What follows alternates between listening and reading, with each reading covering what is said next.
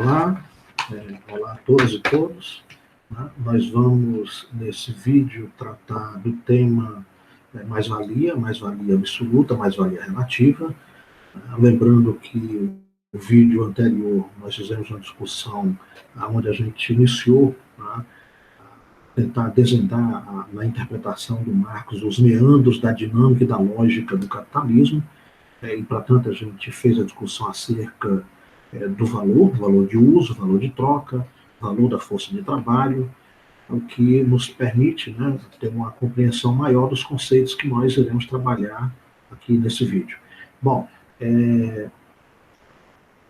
vamos fazer aqui uso de uma planilha para facilitar a compreensão.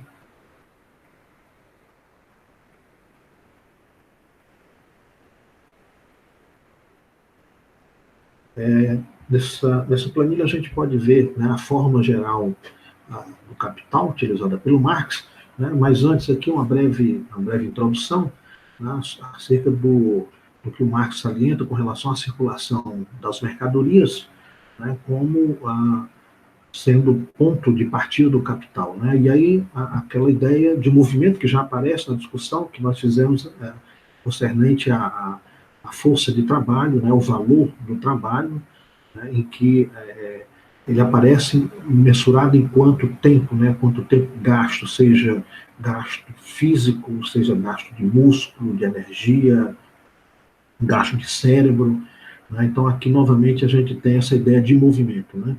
Bom, por outro lado, né, o Marx salienta, né, que a modernidade, né, ela se inaugura aí no século, aí a modernidade pensando, né, o comércio e o mercado mundial.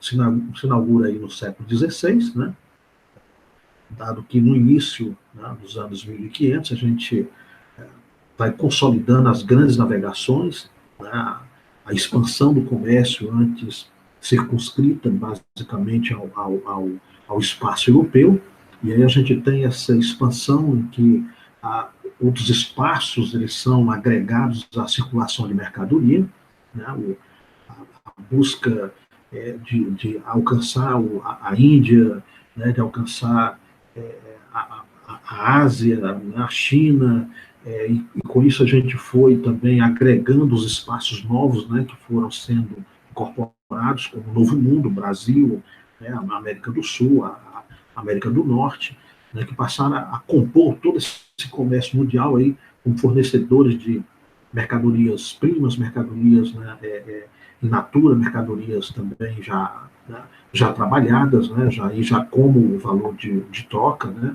já assumindo, né, deixando a característica de valor de uso e assumindo a característica de valor de troca. Bom,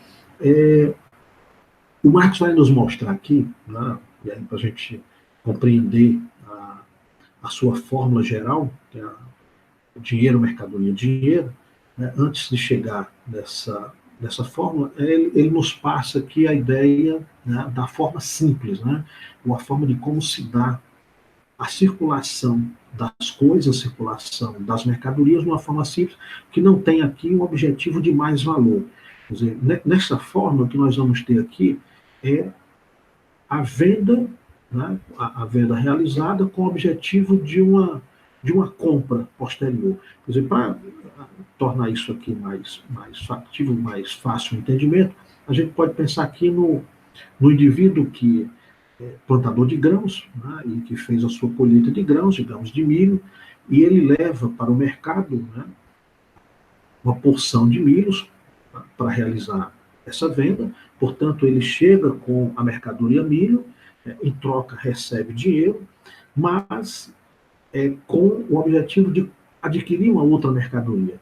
Portanto, ele, ao receber, né, ao entregar a mercadoria em troca de dinheiro, ele compra outra mercadoria, digamos aqui, roupa, né? Portanto, tudo se encerra no consumo.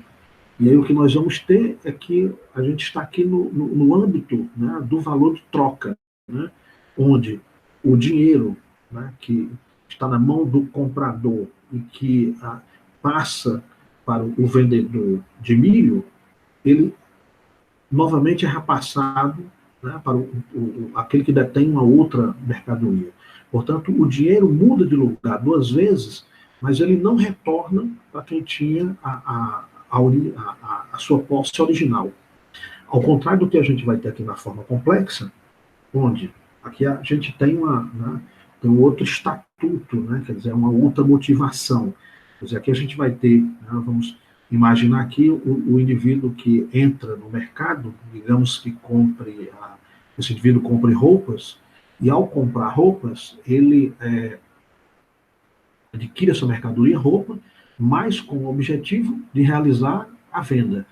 Tá? Então, ele compra com o objetivo de vender. Portanto, o que nós vamos ter aqui é dinheiro se transformando em mais dinheiro.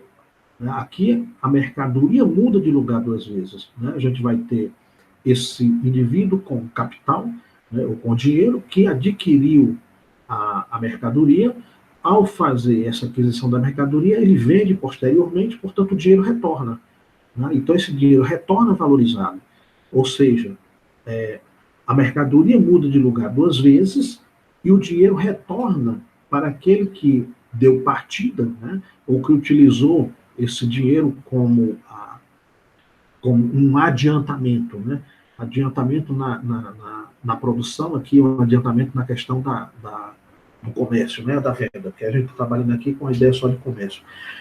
Se a gente traz aqui, né, agora passa aqui para discutir a fórmula geral, que é dinheiro, mercadoria, dinheiro, né, entendido aqui o dinheiro, mercadoria, dinheiro, mais o dinheiro que retorna como um dinheiro mais de uma outra magnitude, né, com um valor superior. Vamos tentar aqui, né, para compreender melhor, vamos pensar em termos de valores, né, imaginar aqui, e vamos pensar aqui em termos de fábrica, né, então vamos imaginar que alguém que entrou na produção de uma fábrica, entrou aqui com 500 mil reais, adquiriu, né, mercadorias, né, aqui uma pequena fábrica, né, e essas mercadorias que ele adquiriu foi algumas máquinas de costura, alguns insumos, linha, tecido, botão, para fabricar roupas, né? Então, essa fábrica de confecção, em que o indivíduo entra com um valor em dinheiro, uma soma, adquire essas mercadorias, máquinas, equipamentos, insumos, e, óbvio, uma outra coisa, né, que para combinar tudo isso e produzir uma nova mercadoria, a mão de obra, né, ou a força de trabalho. Ao combinar tudo isso, ele realizar esse investimento, ele almeja receber, na venda da mercadoria confeccionada, um valor superior ao valor adiantado. Portanto, digamos que ele tenha dado como partida os seus 500 mil reais, né, e que ele receba aqui no final 600 mil reais. Portanto, o que nós vamos ter é que esse D', 600 mil reais, é superior ao valor de partida inicial, que seria os 500 mil reais. Onde esse D', e aqui é o que importa a gente compreender, né, que na verdade é esse delta D, ou essa expansão desse valor de partida, o valor inicial, e aí nós vamos ter os 600, ele é resultado dos 500 do adiantamento, mais os 100, que foi, né, o valor acrescido com a realização da venda da mercadoria produzida. Bom, aqui a gente precisa compreender o seguinte: quanto mais rápido é realizado esse movimento, ou seja, quanto mais se sai de D, se chega em D', realiza-se uma nova partida, um novo investimento, comprando mais insumos, adquirindo mais implementos, botando tudo isso para combinar e realizar uma nova produção, uma nova mercadoria. Essa mercadoria chega ao consumo, né, vai para a circulação e chega ao consumo. Quanto mais acelerado isso é feito, maior o retorno, portanto, maior a acumulação de capital. Daí vale, agora para a gente, né, partir para o conceito de produção de mais-valia, que fica, né, mais claro agora para a gente ter essa compreensão somente da mais-valia relativa. Mas antes de passar aqui pela essa forma histórica, né, que é a mais-valia absoluta, né, que é que é muito vista, né, e muito salientada no princípio da industrialização, no momento em que os trabalhadores entravam em jornadas de trabalho de 12, 14, 16 horas, né, e aqui eu coloco como exemplo, né, o aumento da jornada de trabalho de 8 horas para 16 horas. Na nossa hipótese aqui, nós estamos trabalhando aqui, colocando aqui a hipótese de 100 trabalhadores que estão numa jornada de trabalho de 8 horas, e nessa jornada de trabalho de 8 horas, eles conseguem realizar uma produção de 1.000 peças. Digamos aqui na nossa indústria de confecção, esses 100 operários ou operárias, né, trabalhando 8 horas, e produzem ao final do dia 1.000 camisas. Essa busca, né, de mais riqueza, portanto, a busca de mais peças ao final, que seriam mais mercadorias, que ao serem vendidas vai produzir um maior retorno em dinheiro, esse investidor ele amplia a jornada de trabalho dos operários em 100%. Né? Então, os 100 trabalhadores, agora trabalhando 16 horas, com aumento de 100%, e chega ao final do dia com 1.500 peças, o que resultaria numa expansão de 50%. Bom, vê-se aqui claramente que não correspondeu o resultado em peças, né, em termos de expansão, aquilo que se teve com expansão de jornada de trabalho. A jornada de trabalho se expandiu em 100%, enquanto o crescimento de produto ao final do dia, ele chegou a 50%. Eu estou aqui com a hipótese de que, né, o início, né, de jornada de trabalho, os trabalhadores têm, né, uma produtividade maior, né, e à medida em que o desgaste físico e mental vai acontecendo, né, o seu ímpeto, né, vai reduzindo, a produção tende a ir decaindo ao longo do dia, né, os erros também da um cansaço vão acontecendo, e ao final, ao invés de 1.000, né, eu estimei aqui um total de 1.500 peças. É esse fator que vai impulsionando aos empreendedores, né, aos industriais, aos capitalistas, aí buscando uma nova forma de aumentar essa produção final.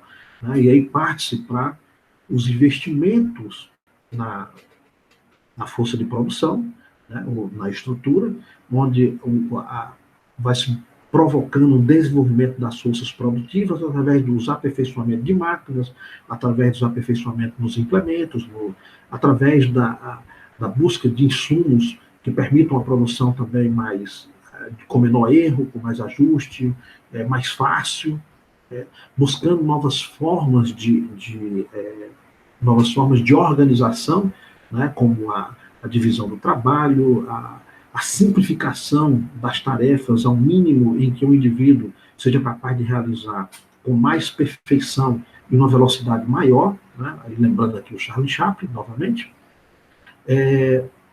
Há uma outra questão também que impulsiona, né, além desse processo aqui que não tem o seu limite, né, que é o esgotamento e o cansaço físico do trabalhador, a gente tem também as lutas, né, a luta de classe, né, os trabalhadores, né, lutando por uma jornada de trabalho menor, e também por um aumento de salário com redução de jornada. A gente tem essa luta através das campanhas sindicais, dos partidos políticos, né, que se transformam em vitórias a partir de produção normativa, né, e nós vamos ter aí como resultado dessa luta de classe uma barreira, né, em termos de horários. A conquista das 8 horas, ela acelera essa produção da mais-valia relativa, né, onde os industriais, os capitalistas, vão intensificar essas 8 horas e, principalmente, a fazer uma substituição de trabalho, né, trabalho vivo, trabalho a força humana, por trabalho objetivado por máquinas. Né? Por outro lado também, né, há uma busca cada vez maior de redução daquilo que o Marx vai chamar de tempos mortos, né, e acelerar os tempos vivos. Né? Vamos pensar aqui aquelas pequenas interrupções, né, aqueles lapsos de tempo, mesmo que minúsculo, de uma passagem de uma tarefa para outra, né, onde a organização e as máquinas vão sendo aperfeiçoadas de tal maneira que o indivíduo esteja numa intensificação que esses lapsos de tempos em que não são produtivos, eles vão ficando cada vez mais reduzidos. É o caso, por exemplo, da passagem do Taylorismo para o Fordismo. No Taylorismo, a gente tem a divisão de tarefas. Com o Fordismo, a gente vai ter aí a introdução da esteira, né, que faz com que agora, ao invés de o trabalhador se deslocar buscando as peças e a matéria-prima para ele transformar, ele fica parado no seu posto e a esteira é quem traz o trabalho até ele. Né? Ele não se desloca até o trabalho vem até o trabalhador. Com isso, você reduz os deslocamentos. Temos outras formas também, né? Como você tem, por exemplo, a organização, como a colocação de fontes de água, né, de bebedouros, em locais, né, que ficam bastante visíveis, normalmente bem no meio do chão da fábrica, né, onde aquele que se desloca para beber água, todos os outros veem, né, e acaba se transformando num constrangimento, levando que esse indivíduo perca menos tempo, ou vá menos vezes, uma quantidade menor de vezes ao bebedouro, né, assim como também ao banheiro, né, colocando o banheiro em posições estratégicas que, à medida em que o trabalhador e a trabalhadora se desloca, né, toda a fábrica consegue perceber que esse deslocamento está acontecendo. Modernamente, né, dos anos 80 para cá, a gente teve o surgimento do toyotismo superando ao fordismo, né, e aí o toyotismo com uma série de novas técnicas, com os grupos de trabalho, com mini fábricas, em que a remuneração, né, que antes para incentivar a produção maior, era a remuneração, né, por produtividade, né, onde se tinha um valor pago por uma cota mínima e aquilo que o trabalhador extrapolasse em termos de produção, ele receberia aí uma acréscimo salarial, fazendo com que ele, né, tentasse, impulsionasse mais a produção, né, e aí ganhasse um salário um pouco maior. Com o toyotismo, nós vamos ter, né, a ideia da mini fábrica, onde o grupo ele recebe pela quantidade produzida no grupo, e não individualmente. Né? Com isso, você tem os trabalhadores se autofiscalizando, né? Cada um fiscaliza um ao outro, né? Evitando que o seu colega, né, faça cera, reduza a intensidade, né, que ele está realizando as tarefas, que ele se desloque menos ao banheiro, que ele se desloque menos para beber água, e aí você aumenta essa produção. Que aí são as formas organizacionais que, ao final, né, tem um efeito, um impacto enorme no aumento de produção. E, por outro lado, as máquinas, né, cada vez mais sofisticadas, né, a gente inicia com as máquinas movidas aí a uma energia natural, né, a força do vento, né, movendo os moinhos, a força da água, movendo as palhas do moinho, e a gente vai ter depois a introdução da energia elétrica, que é o que permitiu, né, o Fordismo e a implementação de uma dinâmica maior na esteira e na produção. E agora a gente passou a ter o insumo, o chip, né, com a memória nas máquinas, né, que deu um impulso ainda maior à produção. Então agora a gente não tem mais a produção eletromecânica, mas nós temos a produção microeletrônica, né, que reduz os erros, a maior precisão das máquinas. As máquinas, inclusive, né, um processo de robotização e de telemática e de informática entrando no chão da fábrica, em substituição à força, né, humana, e ao mesmo tempo acelerando cada vez mais a produção e com, né, uma margem de erro menor. Com isso, né, passou a se predominar a produção da mais-valia relativa, e aí lembrando, né, que essa velocidade, né, ela vai nos levar a um retorno mais rápido desse D', ou o fazer cada vez mais em um valor superior, dado que cada vez mais você vai adiantando mais o que dá partir da produção, e a gente vai tendo cada vez mais valor, portanto, chegando mais rápido, né, esse delta D. Está pensando aqui a produção do automóvel, que no Ford, né, o Ford chegou a alcançar aí a produção do carro em minutos, né? Hoje se produz em milésimos de segundos, né? Bom, quando a gente pensa que a a produção da mais-valia absoluta e a mais-valia relativa, né? Um fato interessantíssimo do momento atual, contemporâneo, é que essa forma, né, que tinha sido superada, a forma de mais-valia absoluta, ela retornou com as novas tecnologias, né? Quando a gente pensa, por exemplo, desde, né, o surgimento do e-mail, depois as novas formas de comunicação, como o WhatsApp, por exemplo, né, que gerou uma comunicação muito mais acelerada, e que os indivíduos passaram a trabalhar em todos os espaços, né, eles estão, digamos, 24 horas disponíveis, né, a gente passou a ter uma combinação, né, da mais-valia relativa, né, com aceleração pela organização, pela substituição de máquinas, o aperfeiçoamento das máquinas, mas também com a extensão da jornada de trabalho. Né? É o que a gente vai observando, por exemplo, com relação aos trabalhos burocráticos, que agora não ficam mais nas empresas, né? Eles se estendem, né, para os domicílios em que os indivíduos, é, nas suas folgas, nos seus domingos, né, nos seus horários de descanso, são cobrados para a produção de relatórios, para a produção de, de, de propostas, né, de vendas, né, de produção de trabalhos burocráticos, de um modo geral, né, e realizam em caminho direto para o chefe, né, para o escritório, sem a necessidade de se deslocar.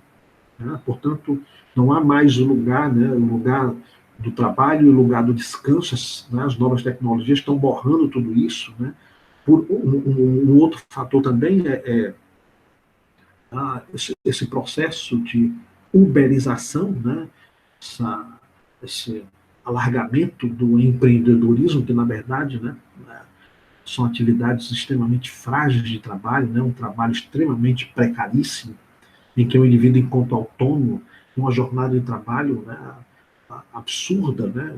Voltou de novo aquelas 16 horas de trabalho, né, em que esse indivíduo autônomo e empreendedor, né, dadas as novas tecnologias, né, para fazer uma renda, né, mínima, né, uma renda que permita a sua reprodução e a sua sobrevivência, se submete a jornadas extremamente intensivas, né? Às vezes alguns combinando, né, o que é muito comum, o trabalho de baixa remuneração, com horas fixas, e no intervalo, né, ou seja, no seu horário de descanso, ou no seu dia de descanso, né, acrescendo mais horas de trabalho, trabalhando aí como entregador, ou mesmo como motorista de Uber, né, o que fez, né, a gente ter agora, com as novas tecnologias, uma retomada de algo que praticamente estava, né, digamos assim, obsoleto, né, que era a mais-valia absoluta, e a gente passou a ter agora, né, uma combinação junto com a mais-valia relativa, provocando, né, uma acumulação de capital ainda maior do que o que a gente tinha antes das novas tecnologias. Bom, gente, né, isso de uma forma sucinta, em rápidos, né, traços, é o que, né, a gente tem aí da compreensão do Karl Marx, de como se dá o processo de produção de mais-valor, nas suas duas formas, da mais-valia absoluta e da mais-valia relativa. Né, e aí a gente, com esse vídeo, né, complementa o vídeo anterior, explicitando aqui os meandros do processo de funcionamento da economia capitalista, né, mostrando aqui como se dá, né, e as motivações para o desenvolvimento da produção de mais-valia relativa.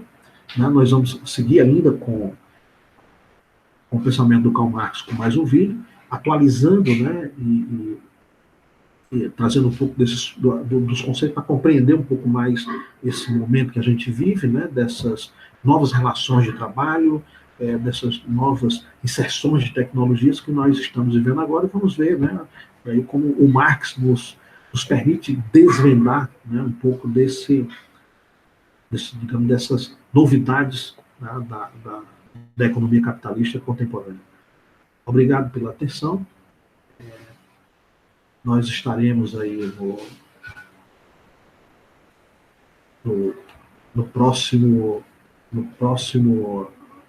vídeo, né? Nós vamos voltar com essas novas informações. Aí eu espero, né, a participação de todos, e mais uma vez lembrando, né, os que estão se deparando e que estão localizando esse vídeo agora, que não deixe de assistir aos vídeos anteriores, né, inclusive com as suas recomendações de leituras, porque nós estamos trabalhando com o encadeamento de conceitos, como foi dito aqui no início. Muito obrigado e até o próximo vídeo.